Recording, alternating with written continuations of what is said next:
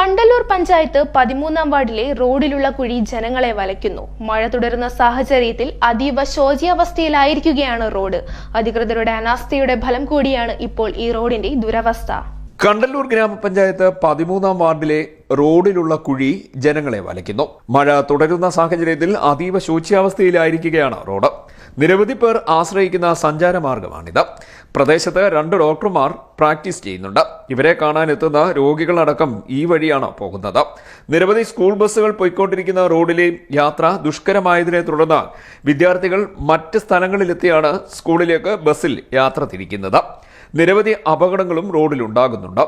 ഒട്ടേറെ കുടുംബങ്ങൾ ആശ്രയിക്കുന്ന റോഡിന്റെ പരിതാപകരമായ സ്ഥിതി പലവട്ടം ജനങ്ങൾ ഗ്രാമപഞ്ചായത്തിന്റെയും MLA ഉൾപ്പെടെയുള്ള ജനപ്രതിനിധികളുടെയും ശ്രദ്ധയിൽപ്പെടുത്തിയിട്ടും യാതൊരു നടപടിയും ഉണ്ടായില്ല. അധികൃതരുടെ അനാസ്ഥയുടെ ഫലം കൂടിയാണ് ഇപ്പോൾ ഈ റോഡിന്റെ ദുരവസ്ഥ. അതേസമയം തെരഞ്ഞെടുപ്പ് മുന്നിൽ കണ്ട് ഇവിടെ നടത്തിയ അറ്റകുറ്റപ്പണി കണ്ണിൽ പൊടിയിടുന്ന ചെപ്പടി വിദ്യയായിരുന്നുവെന്ന് നാട്ടുകാർ പറയുന്നു. JCB ഉപയോഗിച്ച് റോഡ് ഇളക്കിയിട്ട് അവിടെ കട്ടിംഗ് വേസ്റ്റ് കൊണ്ട് തള്ളി മെറ്റൽ പൂശി പോകുകയായിരുന്നുവെന്നും നാട്ടുകാർ പറയുന്നു. ആ സമയത്ത് ഇവിടെ ഉണ്ടായിരുന്ന ഓടയും അടച്ചു. ഇപ്പോൾ ഇവിടെ വെള്ളം കെട്ടി നിന്ന് റോഡ് തോടിന് സമാനമായ സ്ഥിതിയിലാണ്.